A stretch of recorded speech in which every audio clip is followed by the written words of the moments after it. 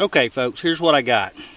This piece of metal right here is a piece of 2-inch wide 3/16 steel that is 10 inches long, and I've got two pieces of mild steel that's 1 inch wide, a couple inches long, welded to the end of it. I've got one facing this way, one facing this way. I use the simple little cone-shaped lawnmower blade balancing tool to balance it so that it don't wobble out crazy. The hole in the inside matches the hole in the shaft on my electric edger.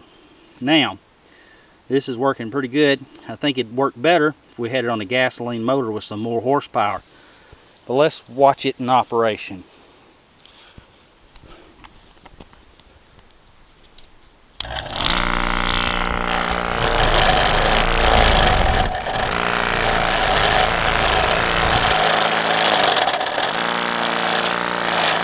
A little tough going through the bahia grass, but hey, it's getting the job done.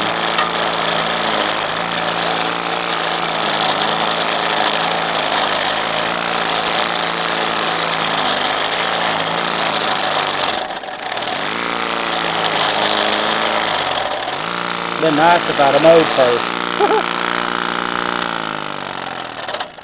Well, there we go. Now, will it actually work to hide a cable? I don't have my radial laying out here, but look at there. My power cord's falling right in the hole behind me.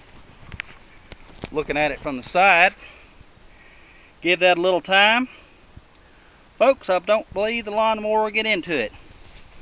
That hole is about 2.5 inches deep at best. Could be a little bit deeper, but it works real well.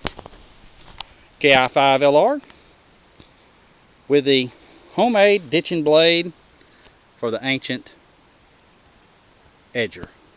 Hope y'all enjoy.